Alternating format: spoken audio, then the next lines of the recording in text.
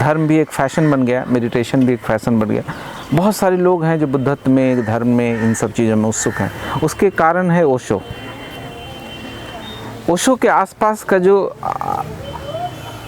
आभामंडल था, जो माहौल उन्होंने बनाया, रोल्स रॉय, सन्यासिन, स्त्रियाँ नाचती हुई, इतना पॉपुलैरिटी, ये वो फलाना ठिकाना, उसको देख करके जो हमारा इन्फीरियर मन है वो कई दफ़ा धर्म में, बुद्धत्व में उत्सुक हो जाता है कि मैं एनलाइटन हो जाऊंगा तो मैं भी ऐसा हो जाऊंगा, इसी तरह मेरे भी लोग होंगे।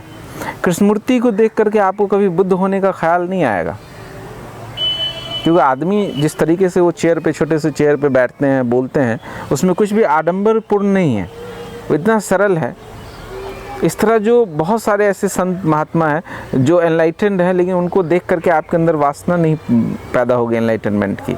लेकिन ओशो के मामले में क्या हुआ कि उनका व्यक्तित्व इतना महिमापूर्ण था कि उसको देख करके जो मंदबुद्धि लोग थे, जिनको वस्तुतः ज्ञान की ज़रूरत नहीं थी, जिनको आत्म खोज नहीं है, वो लोग भी आत्म खोज में उत्सुक हो गए कि अचेतन उनका कहने लगा कि एक दिन शायद ये सब मुझे मिल जाएगा, मेरे पास भी रोल्स रॉय होगा, मैं भी पूरी दुनिया में प्रसिद्ध हो जाऊँगा।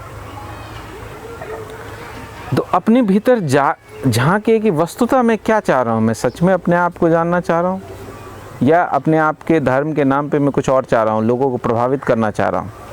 मैं चाह रहा हूँ कि मेरे पीछे भी लोग चलें, मुझे सर झुकाएं, गुरु बोलें, ये वो फलाना ठिकाना। क्या उसमें भी मैं लोगों पे शासन करना चाह रहा हूँ, किसी का मालिक बनना चाह रहा हूँ? क्या धर्म के नाम पे भी मैं पावर की खोज कर रहा हूँ? सात्र ने मेरे ख्याल से, if I am not wrong, कहीं कहा है कि I became philosopher to impress women.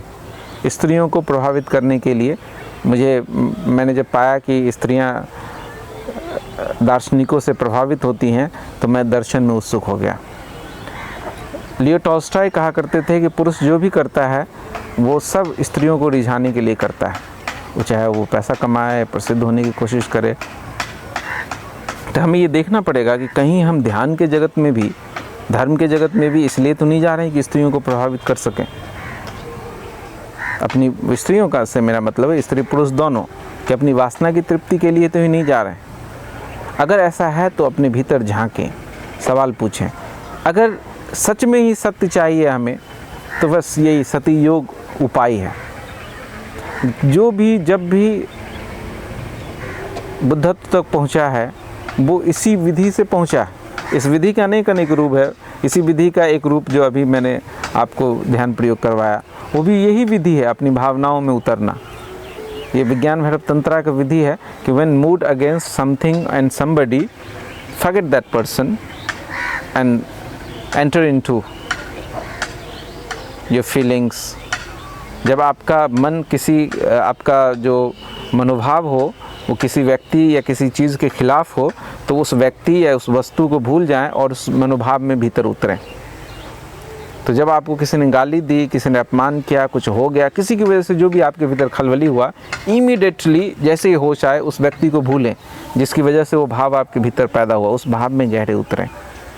तो ये भी सती योग का एक उपाय है। लेकिन यहाँ इससे भी सीधा काम करना उतना आसान नहीं है जितना बुद्ध की ये प्रैक्टिकल विधि है कि एकदम लेटने से शुरू करो।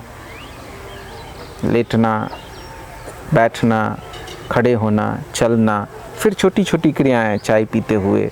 और ये कोई 10-5 मिनट कर लेने की चीज़ नहीं है, पूरे दिन सतत आपको चलाना होगा। ऑफिस जाते समय, कार चलाते समय, जाने की मैं कार चला रहा हूँ, हाथ मेरा इस तरह से स्टीयरिंग पकड़े हुआ है,